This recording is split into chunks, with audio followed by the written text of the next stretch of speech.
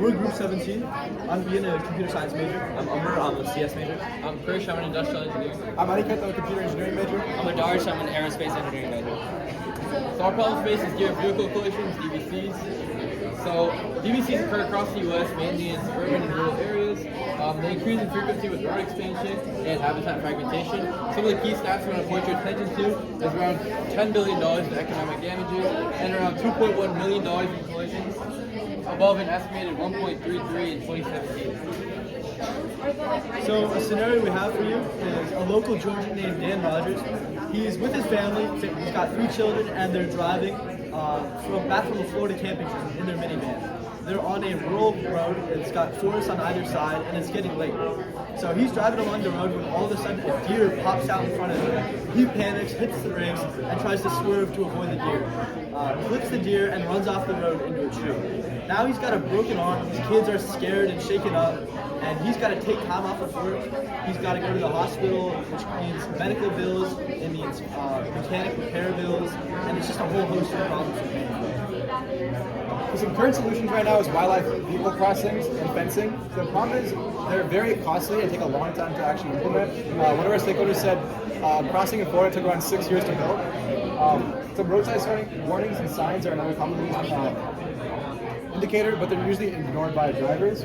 Gear whistles and reflectors have scientifically been proven to not be super effective. And some emerging technologies in the realm of data collection and to help create cases to push to the federal government about building wildlife vehicle crossings is wildlife detection with thermal cameras and camera trap using AI detection. Because right now the camera trap uses motion detection, so there's a bunch of false positives and noisy data. So for our stakeholders, we've met with 6 of them over Zoom, and we're talking to one of them over email. We have met with a variety of people, including people from UGA and people from GDOT, which is the Georgia Department of Transportation. We really wanted to get a wide variety of people to talk to so we can get different perspectives.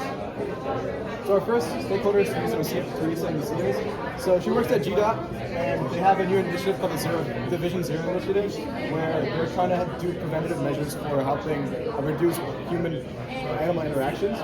So for 2014 and 2024, Georgia recorded over 108,000 deer-related crashes, and we got a bunch of really important data from her about how the Georgia state government works with the federal government and how grants work and how that whole interaction works. Our second guy is Dr. Travis DeVault. He works at UGA in a research lab. His main thing was talking about how data collection is very ineffective and inaccurate. So he was talking about how, say you hit a deer and it goes 100 yards into the forest, you can't really accurately tell if it dies or not, right? So trying to get a more accurate approach is what he wants to do. He's also working with making a big light panel on a car to make sure it actually alerts a deer that a car is coming and you gotta get out of the way. Yeah, so overall, we're already contacting a lot of GSU and Georgia Department of Transportation officials. We're going to keep targeting them because Georgia is one of the top 10 in terms of deer collisions. 1 in 89 people are going to get in a deer crash this year. So we are honing in on Georgia specifically. We're also looking at a lot of enforcement for people that have been in car accidents, trying to get more data and first-hand experience with the actual collision. As you can see here, this is an example of the data collected about collisions being used to map out hotspots and priority zones to help reduce crashes in the future. And yeah, so where we see ourselves integrating, we see that there's a lot of issues on data collection and then also using the data processing. We see a lot of opportunities to use it to actually optimize what's currently being done. So we see ourselves in the data space, either with collection or utilizing it with machine learning. So as Umar said, based on our insights from the stakeholders, we think data collection is the place to focus on. So how might our statement is how might we improve data-related processes to reduce deer vehicle accidents? And that's our plans. All right, we're done.